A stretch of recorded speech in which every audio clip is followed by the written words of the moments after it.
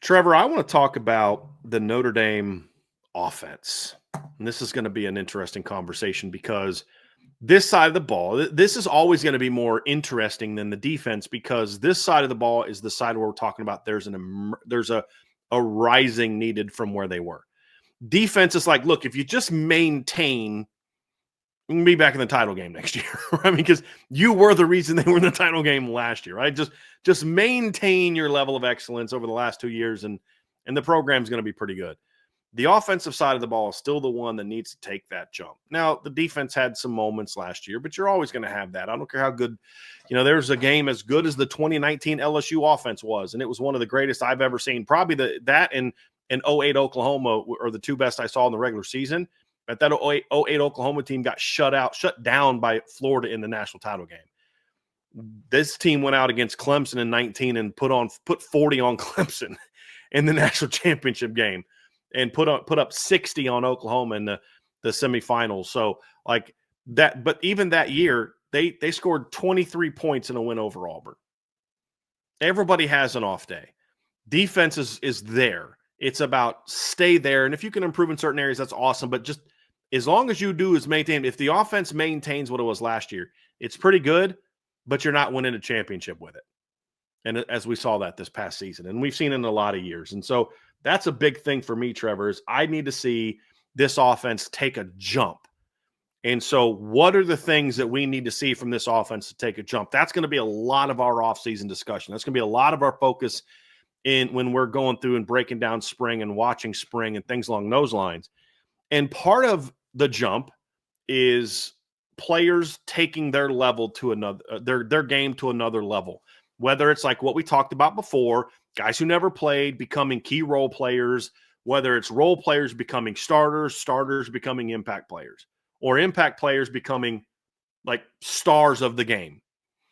So those are all things that we look at, and there's different types of levels, and they're all needed and they're all important. So what we're going to talk about today is which player on offense who doesn't play quarterback needs to have the biggest jump, whose breakout would have the biggest impact on the team. That's what the focus is going to be on for this segment, is that right there, because that to me, Trevor, the offense can't just get better from where it was just because you have a new quarterback or just because you have experience coming back on the offensive line. The experience has to result in improved play. Having a better thrower quarterback doesn't automatically mean you're going to be better on offense, because you've got a lot of production you've got to replace in other areas. It means guys got to step up and raise their level of play. That has to happen. So who are those guys? We both had two that were different from each other. I think they're all important. I'm going to let you start off and explain who's the first player, that non-quarterback, that you think whose breakout would have the biggest impact on Notre Dame's success in 2024 as we look to the spring. Because obviously we're not going to talk like Malachi Fields. We're not going to talk about James Flanagan. We're not talking about Will Black, because those guys won't be here in the spring. We're talking about breakouts of guys who, for this spring, like we're going to start to see it now. This spring, we're going to see those breakouts. Who is guy number one for you on offense? I think people know where you're going to go with this one, Trevor. I was about to say, for anybody who's been listening to this show since the start of the offseason, despite what some people might think, I talk about tight ends quite a bit. And that is where we are going to start. Eli Raridan is somebody for me that needs to take that jump in the spring. In this past season, he played 391 offensive snaps, and he finished the year with 11 catches. The most catches that he's had in a game is 3. He had 3 against Wake Forest in 2023, and he had 3 against Purdue in this past season. He is somebody for me that needs to take that next step for a multitude of different reasons. One, Mike Denbrock has shown that he loves to use tight ends in his offense. Go back and look at what I think Josh Wiley did at Cincinnati.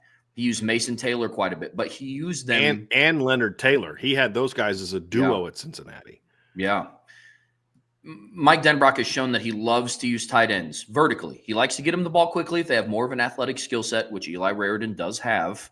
but he also likes to use them vertically in the seam, attacking downfield. And that is something that Eli Raridan has shown that he can do. Unfortunately for him, the early part of his career was hindered by injuries. He tore his ACL twice in 10 months. That's tough to overcome, which is why that's kind of stunted some of his growth a little bit. But we're starting to see it come on. He has now gone through his first fully healthy cycle in the Notre Dame football program. It's coming at a good time, him coming into his senior year. But to me, this is needed for a handful of different reasons. One, the tight end position has not been that productive at Notre Dame over the last couple seasons. And when I mean productive, I mean more from an impact standpoint. I'm not expecting any tight end with the skill sets coming back, with the running backs that they have, with the receivers that are coming in. I'm not expecting anybody to be Michael Mayer from 21 and 22. I just don't think that there's going to be enough shares to go around for one tight end to have 67 receptions on the year. Those are the numbers that we're talking about for guys like Jaden Greathouse. And so I think that's going to look a little different. But Notre Dame's tight end room from an impact standpoint hasn't really had that go-to clutch guy. We saw it for moments. In 23, Mitchell Evans had, like 3-4 games in there where it's like, okay, 88's the guy. It was like a 5-game stretch, and then he got hurt. He didn't do anything the first 5 games of the year, and then he has that great stretch, and then he gets injured. Eli Raridan has the opportunity to kind of break that cycle, because really you could make the argument from 2019 to 2020 when they went from Cole Kmet to Michael Mayer, there hasn't been a smooth transition for the tight end room. A lot of that has had to do with injuries. I would have loved to see what Mitchell Evans would have done if he didn't get hurt in November of 23, and what that could have potentially looked like for this offense in 24. But the issues are the issues. Sticking along the injury line here, Cooper Flanagan's now injured. He was your best blocking tight end last season.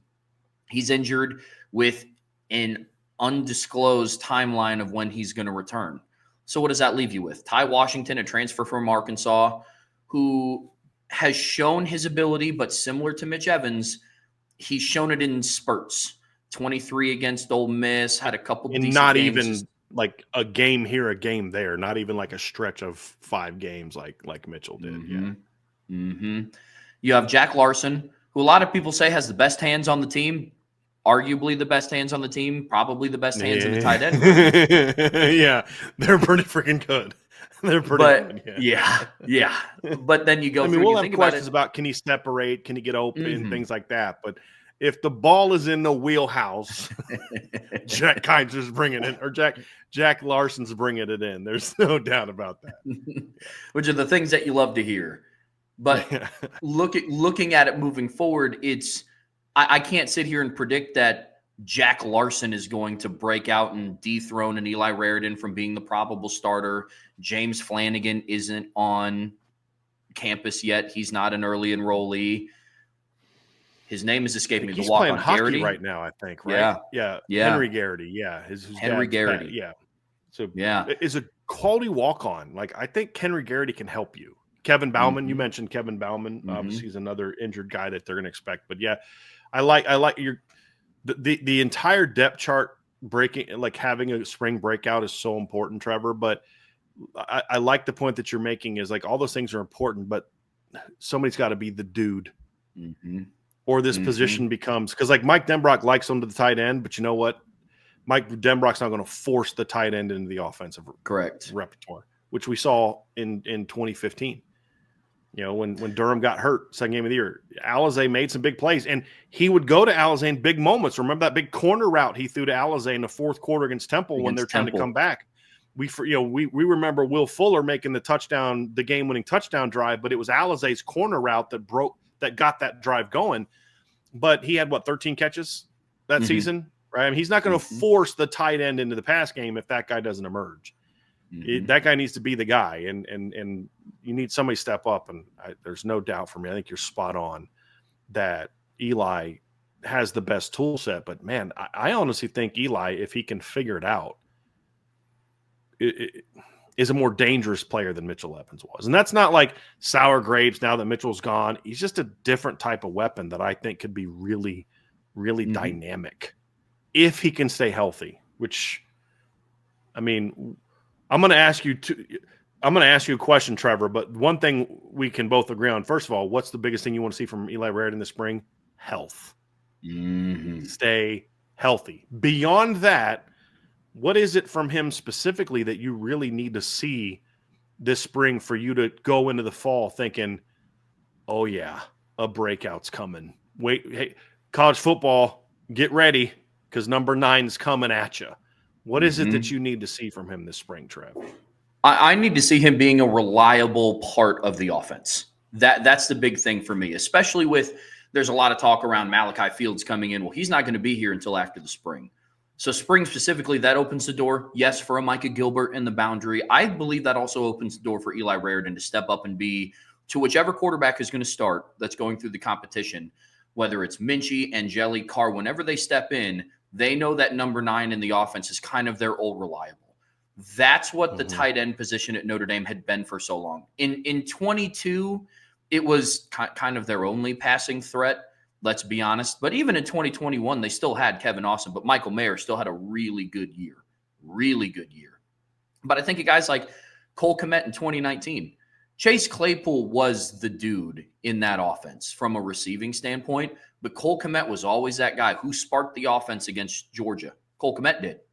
Now, questions around the game plan and why some of it was the way that it was. You only target Lawrence Keys once downfield. We can have a whole separate show on what happened in 2019 Georgia. Sure. But to me, there was no doubt that early in that game they were like, hey, they can't cover Cole Kmet. Let's build around him. Yeah. And that's what I need to see from Eli Raridon this spring. Kind of showed a little of it this past spring game. You know, he caught that seam route against Angeli. He was bobbled a little bit. He made the catch, ran it in for a touchdown. But I need to see that part of him evolve. And when I mean reliable, I don't mean a check down. I don't mean, he ran like a little flat route, so we're just going to dump it off to him because Greathouse wasn't open on this one. Need to see him being more of an effective part of the offense. I also wouldn't hate to see him do a little bit more after the catch because I think that's a little bit of what his skill set can provide as well. Get a couple little tunnel screens to him, little quick flare screens out to him.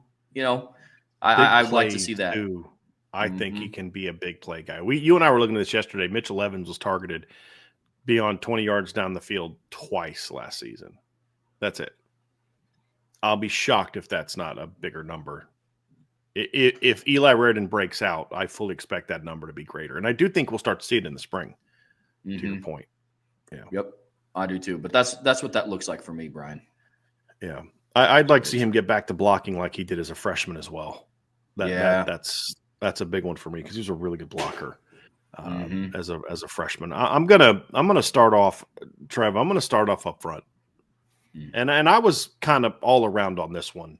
You know, I thought about Emil Wagner, and so I don't think they need Emil to be better than it was last year. Just needs to be I don't need a breakout from Emil. I just need Emil to make normal year 1 to year 2 growth.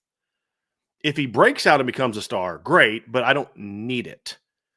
I thought about Anthony Knapp because the reality is barring injury, I believe that Joe Rudolph is dead set on having Anthony Knapp at left tackle. And I thought about having him as a breakout, but I don't know where he's at health-wise. So I don't know how much. I need to know more about, is he going to be 100% because he had that knee injury against Penn State. So he'll be a guy that we'll talk more about in the fall or in the spring if we do find out he's good to go. But I don't want to waste a lot of time talking about a spring breakout from Anthony Knapp, and then we find out from Marcus Freeman he's never going to be more than 50%. In drills and stuff like that. But even if he was healthy, I'm still going to settle in on my next pick. And that is Billy Schrauth.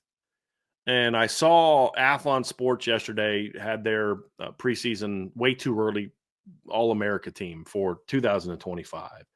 That's great. It's good that you're doing that. But when I looked at that, I said that's more of a reputation pick than it is he played like a preseason second-team All-American. I thought early in the season before his knee injury against Purdue, I thought Billy was steady. He was good his first 3 games. You could tell when he came back that he was still working himself back into the speed of the game. And like the Navy game was his first game back. He was solid, but he wasn't great. I thought he was pretty good against Florida State, but again, I think that was more about going against not very good competition than it was Billy necessarily dominating. Sure. And I just felt like with Billy, there just was a lot of like he was good, but he wasn't as dominant as I think he's capable of being, especially in the run game. And he wasn't as good as he was early in the season, especially in the run game. And that's something that I need to see more of from him this season. And I think he's capable of it. We saw flashes of it last year. He was another guy that I thought really struggled in certain times of a game. And then you'd see him come out and make a block where you're like, whoa. And I think it was the Jordan Penn State game where I thought he really struggled in the first half. And then that first drive of the second half, I mean, he was driving people off the ball. And he had a great second level block on Aeneas Williams' long run that set up their touchdown in the third quarter.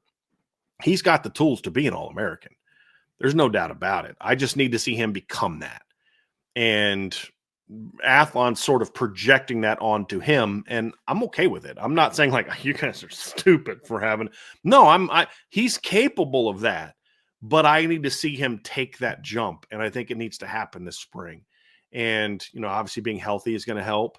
Hopefully, they've settled in on a position for him, whether it's right guard or left guard. I don't because like we keep talking about it. I'm going to have an article coming out here over the next week.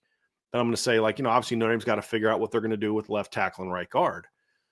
Well, my prediction is that they're going to move Charles Jagasaw to guard and start Anthony Knapp at tackle as long as he's healthy. That's what I think they're going to do. But I think maybe we're incorrectly assuming that that's going to be Jagasaw moving to right guard. Just because remember, Billy Strauss started the season off at right guard. Yeah. And then moved to left when it was clear that Sam Pendleton wasn't, handling the job the way that you needed him to.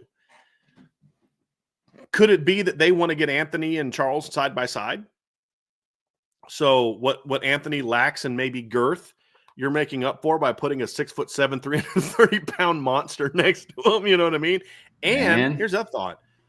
We talked about some of the issues that I have with Anthony Knapp in the run game, pass game, but I keep saying the dude's a dominant as a 290-pound freshman was a butt kicker in the run game. Could you imagine him and Charles Jagasaw playing side by side? We keep talking about them in the competition, but what if Joe Rudolph decides I want those two guys side by side? Like, what's the left side of the line going to be like running the football to the left next year if Knapp and Jagasaw are side by side? Whether one's at guard, I mean, even if you flip and put Jagasaw at tackle, and I was just about to say it doesn't matter. But those two side by side, that's possible. So they need to figure out what they view as the ideal line, and give that a look right away. Whether that's Billy at right guard, Billy at left guard. Michael Parks in the chat said Billy at center, which he played in one of the All-Star games. Maybe that's it. But here's the reality.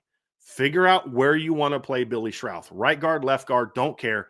Put him there and let him go.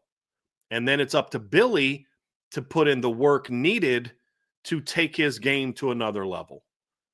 Because I do think Billy Schrauth is capable of being an All-American guard. He was a top 100 recruit coming out of high school for me. Borderline top 50. He was a dude. He's been good at Notre Dame. Injuries have kept him in some other things, like the coach making a bad decision in 2023 on who to play, has kept him from really taking his game to that next level. There's his own choices, and as a young guy, and he came into Notre Dame with an injury that cost him the spring. There's been a lot of stuff, but he's going into this offseason healthy and talented and now experienced. He's now got, what did he miss? 4 games last year? So he started 5, 6, 7, 8, 9, 10, 11. He started 12 games last year. He started 3 the year before. He now has 15 starts under his belt. It's time for Billy Schrauth to take that next step and become the difference maker that he's capable of being. Because I still believe this, Trev. Tackle's important position at Notre Dame. Very important. But you're a inside zone duo counter offense. Those are your 3 bread and butter plays. Inside zone, counter, duo, kind of in that order. If you're going to be dominant running the ball with those plays, you need to dominate from guard to guard. Yes, tackle's important, but you've got to dominate from guard to guard. And I think that is such an important piece. And if you can have someone step up, like we had a submission yesterday in the Buy So Hold comparing next year's offensive line to the 2017 offensive line. And I'm like, let's pump the brakes a little bit on that, because that line had a Quentin Nelson and this line has no Quentin Nelson. It will not have a Quentin Nelson. But what they need, however, is that 2017 offensive line saw the best version of Mike McGlinchey, the best version of Quentin Nelson, and the best version of Alex Bars. Like, they all played to their potential that season. And I would argue that so did Sam Mustipher. That was his best season. You need Billy Schrouth as one of your two veterans to be that guy for this offense. He needs to be that monster at guard that you say, okay, now we're cooking. Now on 3rd and 2, we're running behind his side, whether it's to him with duo or away from him with inside zone, because we're going to cut that sucker back behind him. They need Billy Schrouth to be that guy. He could have the biggest impact his breakout along the offensive line could have the biggest impact. Because there's certainly a level of dominance I'm expecting from Charles Jagasaw wherever he plays. I expect Emil to kind of just make steady growth. Billy needs a true breakout, because he can go from good player, flashy, good to boom, that guy's an All-American. And I think they need that at guard, big time at guard. I agree. I agree completely. His next evolution is going to be, it has to take that step. The most dominant offensive lineman that we talk about that Notre Dame has on is most consistently that we talk about is Charles Jagasaw, a guy that started 2 games. We're talking about a guy in Billy Schrouth that started 15. It's time for him to take that next step. I agree completely. I agree. My final one, Bryan, is also along the offensive line. And I'm going to keep this one pretty brief, just because it's going from it falls in between categories, I guess, if that makes sense. Because we talked about players who hadn't played but then need to step up into more of a role, or you're going from a starter who needs to take that next step to being more of an impact player. Mine falls somewhere in between those two, and I'm going with center on the offensive line, just the position group as a whole. Because as of right now, that to me is one of the bigger question marks along the offensive line. There's a lot of questions around, where's Jagasaw going to play? Where's Knapp going to play? Is Gerby Lambert going to come and step in and battle Emil? Is Sullivan Absher going to get a chance at right guard? Well, Ashton Craig is coming off of a knee injury from this past season. And behind him is Joe Otting, who is yet to take significantly meaningful snaps at Notre Dame. And to me, the center position is pretty important. And it's a position that Notre Dame hasn't really, I don't want to say figured out, but it's had a lot of this over the last couple of seasons. Zeke Correll was a quality football player, but they made the call to go with Ashton Craig, I believe, after Zeke got a concussion in the Clemson game, because I think that was Ashton Craig's first time stepping in, playing meaningful snaps. Meaningful snaps, correct. Yeah. Mm-hmm. And then from then on, it's like, okay, the play started to improve on the interior, combined with Billy Schrouth stepping into the starting lineup around the same time, and then they kind of took off and started going with it. I think there's a reason why they rushed for what they did at the end of the 2023 season and started handling opponents 250 pretty well. yards a game. Him and Schrouth both got inserted into the lineup the same exact week, because Rocco also got hurt against Clemson. That's right. So for me, I look at the center position of more of you need to break out, as in you need to have some sort of solidified process for who you're going to figure out who your center is going to be. Ashton Craig's a question mark. I don't know what the health for him looks like. Is Joe Otting going to step up to really push Ashton Craig if he is next in line? Could it be somebody that we don't even imagine it being?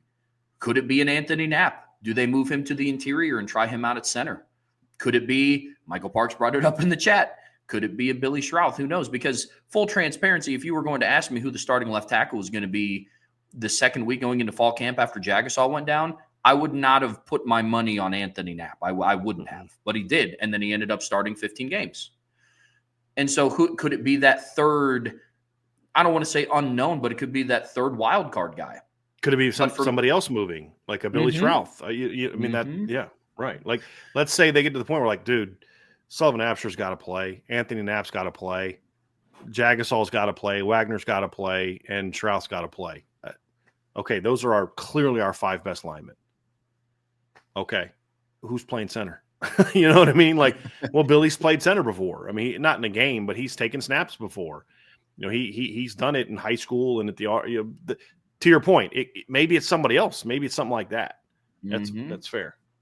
It's fair. So for me, what does that breakout look like in the spring? One, it's going to be surrounding Ashton Craig's health. He is also coming up on the 6-month window of coming back from an ACL tear. So I don't expect him to take any live reps in the spring because he, along with Jordan Botelho, both got injured against Purdue. So what does that look like? Does Joe Otting step in? Does Joe Otting step in and take the first team reps? Do they just come right out of spring and they're like, hey, look, Knapp and Schrouth, you guys are just going to kind of alternate for the first week of spring at center with Joe Otting? What does that look like? And so for me, that's why I have it in as my breakout, because unlike the other positions along the offensive line there's multiple people who can play this position, like left tackle. Knapp can, Jagasaw can. Now it's just who's the better of. At center, it's like, well, Craig can, but he can't really play in the spring. Joe Otting, we haven't seen take a meaningful snap, and I'm sure that there's a third person in that rotation that could be considered, but I don't know who that is. So for me, that's why I have center as my second one.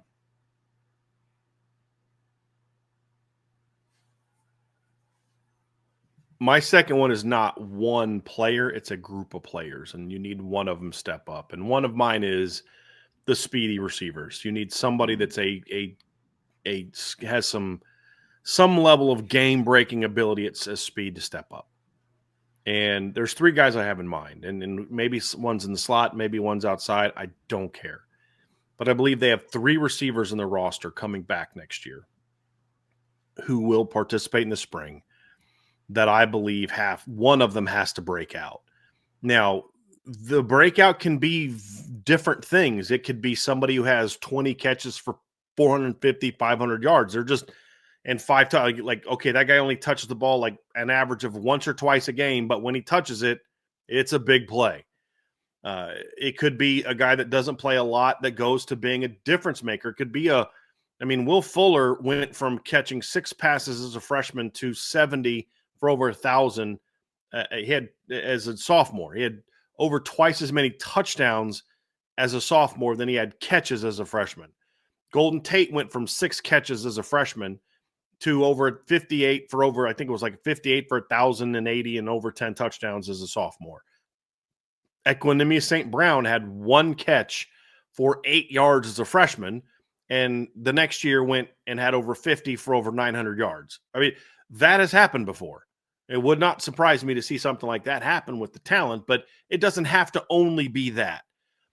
But what I'm more focusing on is there's an element that these players have that they need in their offense, and they need one of these guys to force Mike Denbrock to say, we have to get that guy in the lineup. We have to get him the football.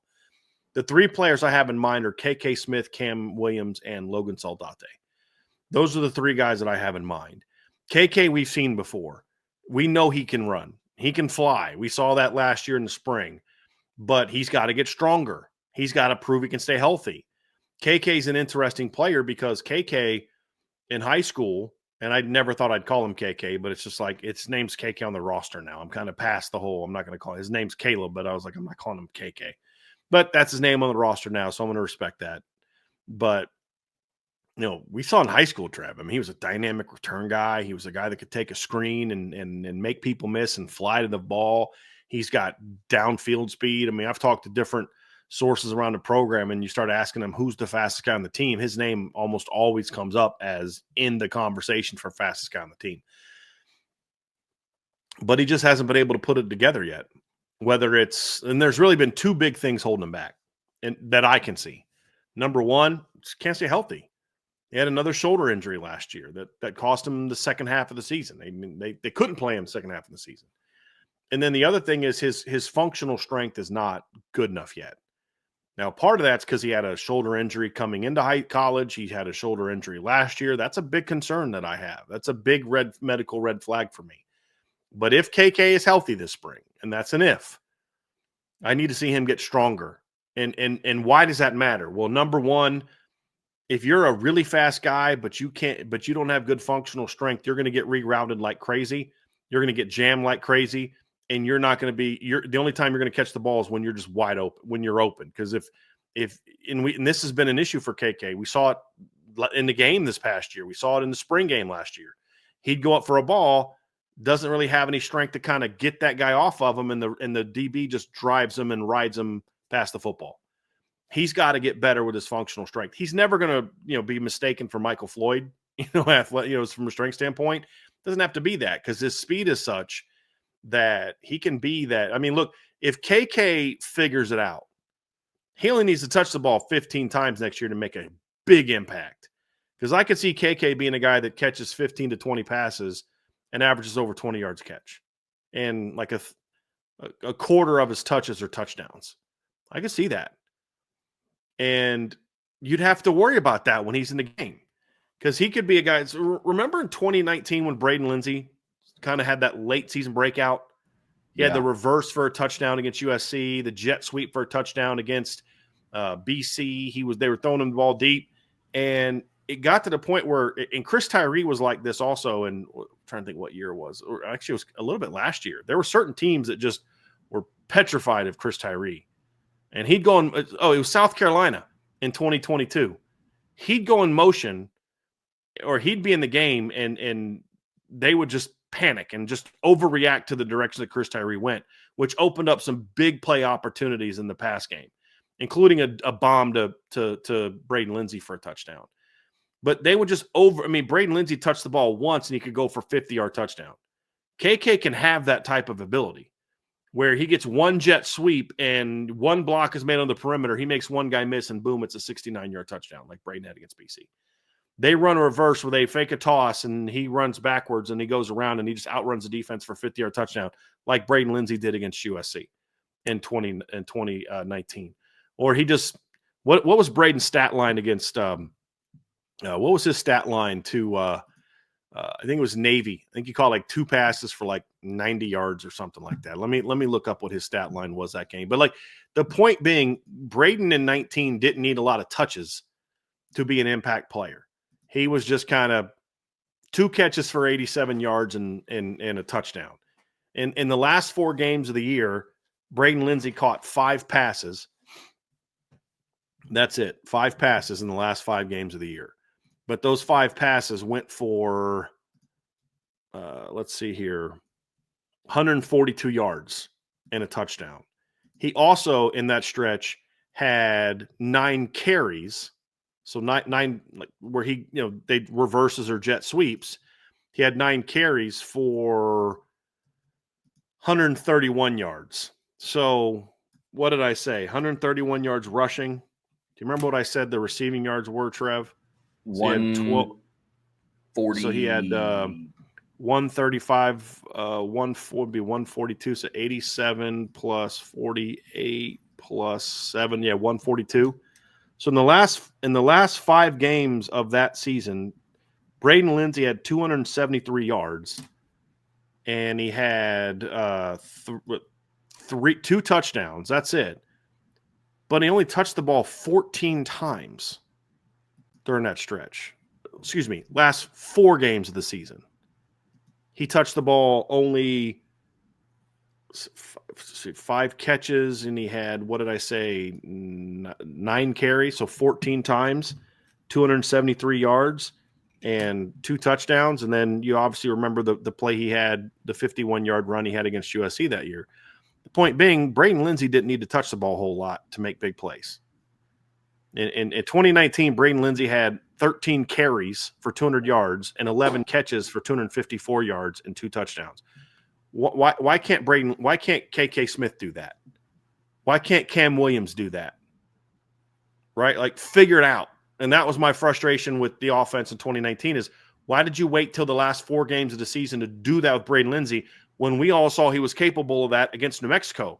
Yes, it's New Mexico, but you saw it. You saw him outrun the defense for a big play from Dracovic. Brendan Clark throws him a now screen. He makes 3 guys miss and then outruns the defense for a touchdown. He doesn't need to be a full. Well, he doesn't know this. He doesn't know that. I don't care. He only needs to know how to take a jet, how to take a reverse, how to take a now screen, and how to run a go route and how to run an over route. That's literally all he needs to do. That's all he needs to know. And you can figure out a way to get him in the game. Why can't KK do that? Why can't Cam Williams do that? Why can't Logan Saldate do that next year? The point is they can coach him up, get him ready to go. KK I mentioned a lot about. Cam Williams might be your most physically talented receiver on your roster. And I get he's way behind. And I understand why in 2024 you didn't feel the need to force the issue with him because you were a run-heavy team. It was more important to get blockers on there, to get your possession receivers in the game. Notre Dame didn't really care about having a stretch-the-field weapon last year. Just wasn't something that they were concerned about. They didn't have a quarterback that was going to really do that. They were comfortable with the way things went. Fine with that. Okay. You're going to have a different type of quarterback in 2025, which means you're going to need to have sort of more of that big play presence, which means you're going to need to find a way to get Cam Williams the football or KK Smith the football. And I don't care that he doesn't know the whole offense. I don't care. Look, there's no reason that a kid like him can't be taught 5 routes really well. A hitch, a go, a post. I know he can run a post because I watched him run a post for a touchdown. He beat Chance Tucker for a touchdown in the Jersey scrimmage last year, by the way. A crossing route and an over route on top of a now screen, which is literally the one thing he knows how to do because he did it in high school a bunch. That's it. That's only 5 routes he really needs to know. Now, of course, it'd be nice to teach him how to run hitches and stops and digs and all that. For him to become a full-time guy, he needs to learn all those things, and that's fine. But you can't tell me you can't find a role for a kid like him in your offense next season. But there's also the element of Cam needs to also take on some accountability for that also and put in the work to master his craft, to force them to play him. That's what you want to see. As a coach, that's what you want to see. Make me play you. Give me a reason to play you. I want to. And I can say this, having talked to a couple sources inside the program, there's nobody at Notre Dame that I've talked to that doubts whether or not Cam has the talent to be what we all thought he could be. The question is, does he know how to play the game? And Cam's got to take on that ownership this offseason and say, hey, I'm going to put in the work to master my craft to where they have no choice but to play me next year. You need one of those 2 guys to step up and become that guy. And Logan Saldate is a little bit of a dark horse for me. He's a little bit of a different type of player than those 2, but he's another guy that's got some serious speed that I think could really add an element to this offense as a Z or as a F, a flanker, like a slot. One of those 3. And Logan's a guy that, in high school showed he had speed. He's got good hands. He's a good route runner. Like, he's a guy that could – we're not talking a lot about him. We're talking more about Cam and KK and Jaden Greathouse and Jordan Faison and the transfers. But I'm going to have my eye on 19 in the spring also. I want to see what 19 can do. And I know there's Micah Gilbert, but I'm talking – these are guys with a specific skill set. They need one of those 3 to break out. If 2 break out, Trev. Yeah. Dude. This team is going to be really fun to watch. But you need one. Mm-hmm. You don't need 2. It'd be awesome if 2, but you need one of these 3 guys to say, my performance, my work ethic, my productivity, my accountability, my consistency, my playmaking, all of that, you've got to play me. You've got to play me. And that's a huge need for this offense in 2025. And we need to see that. It's got to start this spring. Got to start this spring. Were there any other players outside of the ones that you had already talked about, besides Shrouth, besides the receivers, speedy receivers with that skill set, that you considered to add into your list? Yeah, I thought about Micah Gilbert just because Malachi Fields is not going to be here this spring. It'd be great if Micah has like a big offseason where where you're like, hey, you know what? We think Malachi is going to be a dude, but we don't have to play him 60 snaps a game, especially early on. We can maybe give Micah 15, 20 snaps and take some of that burden. So that way Malachi, who's never played more than 12 games in a season because he's played for a team that hasn't been to a postseason game, where his legs are going to be underneath him enough to where he's still beating you in December and January. Or in times like I'm sitting there thinking about this, Trev, like if getting some 12 personnel looks where you've got Eli Raridan and let's say either Ty Washington or Jack Larson, and looking forward to the fall, James Flanagan, hopefully Cooper Flanagan is, if he was healthy, whoever the tight end, Jack Larson, but you're in a 12 personnel look with Malachi and Micah Gilbert on the field together.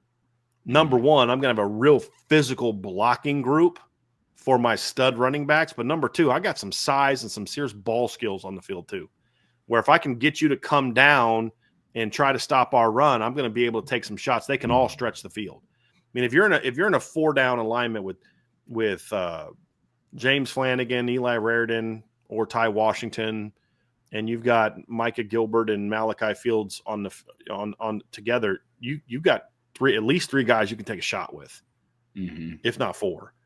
And maybe some 22 personnel looks, which could be really interesting. Where you have one receiver on the field, and maybe that's a set where Micah can get in there, where you got two tight ends, two backs. I mean, it's a lot of different things where maybe you could go big and have Malachi and Micah on the field together. If Micah forces you to be that kind of guy, I thought about him. I mentioned earlier, I thought about Emil Wagner. I thought about Knapp. Another guy that I really leaned into is potentially is a guy like Kedron Young. If Kedron Young can kind of have a big spring where he forces himself into the rotation, does he kind of become your third down back? I mean, your third and short back, your second and short back, your 12 personnel back, your goal line back, where he takes on some of that burden that you're losing with Riley Leonard, to where you're not asking Jeremiah Love to be that guy all the time. That would be something that I would love to see as well. But do they need that though? That was where I kind of came down on the one with Kedron, is if Kedron Young has a spring breakout, that's huge for the offense. Because I still think Kedron can be a dude at Notre Dame, like an absolute dude. But if he doesn't break out, they're still going to be really good at running back. Like, they're going to be okay. That's why I didn't go with him. But I thought about it. I definitely thought about it because he's a dude and he could take a lot of that short yardage goal line type of role, or just we've been hitting you with speed for 2.5 quarters. We're up a touchdown or 10 points. We want to put this game away. Hey, Kedron, now it's your turn at 230 pounds with fresh legs to go put this game away. You know what I mean? Like, something like that kind of role I could see him breaking into, but they don't need that. And this debate was more about need. And that's why I kind of went away from they don't need Micah Gilbert to do that. Be great if he did. They don't need Kedron to have that breakout season, in my opinion. I thought about Emil, Knapp, but I really felt like Schrouth and the speed receivers is really the two that carried the day for me. What say you, Trev? Was there anybody else that you kind of were leaning into or thought about for it? Yeah, I had a couple, and honestly, they're heavy-hitting names. But we talked about the different grading scales that we had, and going from somebody that was like an impact player, but now you kind of have to show that star power. One of the ones that I left out was Jaden Greathouse. And he's been a hot topic of conversation. But here, my rationale for it, Malachi Fields is not going to be here until the summer. So Notre Dame enters yet another spring with an undefined number one go-to target. Because Bo Collins wasn't practicing in the spring this past season either, and I think the issue was forced a little bit. I love Jaden Greathouse, and I love his potential. Obviously, the thing most fresh in my mind was his performance against Penn State and his performance against Ohio State. Not all of this was his fault, and I think you could also argue that the majority of this was not his fault. But he finished 2024 with 7 games with just 1 catch. And that can't happen. Just can't. With a player like Jaden Greathouse, it can't. But he needs to pick up where he left off and go from starter impact player that he was in 24 to being another star in 2025. I don't think that you can have a shortage of star impact players at the receiving core. I just can't. I would much rather be, yes, there's a lot of people that are hanging their hats, not hanging their hats on, but there's a lot of people that are just kind of, hey, Greathouse kind of did his thing against Ohio State, and you have Malachi Fields coming in. Totally. Why can't Jaden Greathouse put it in a spot where Notre Dame has a 1A and 1B at receiver, not a 1 and a 2 at receiver? To your point, then you start seeing the other guys come along, like the speed guys. Jordan Faison comes back after lacrosse season, and he picks up where he left off and is hopefully healthy. But Jaden Greathouse was one that I thought about. But again, him going from a really good impact starter to a star, I don't know if that is absolutely needed for Notre Dame. Because like I said, they made the national championship this past season with him only catching 1 pass in 7 games. Regardless of who the quarterback is, that production is going to increase. I don't see for the majority of the regular season him finishing the day with 1 catch and or 1 target. I just don't. Mm-hmm.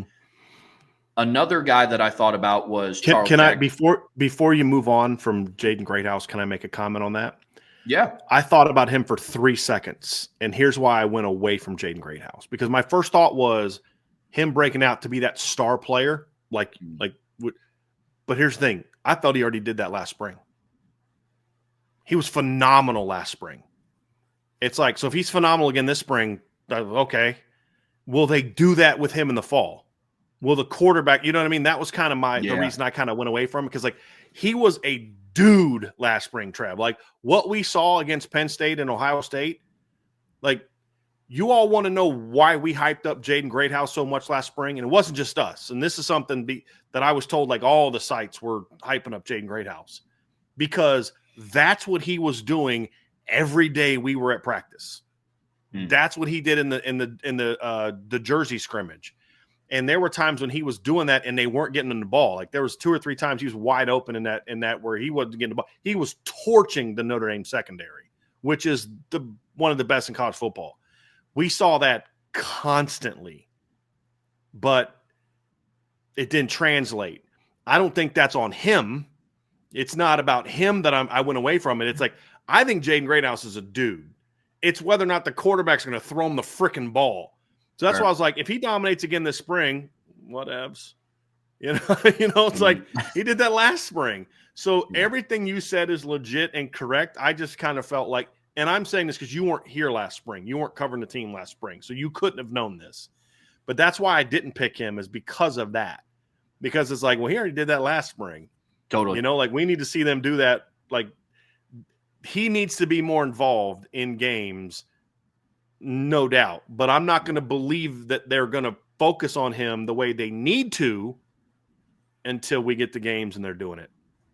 Sure. No, that's absolutely fair.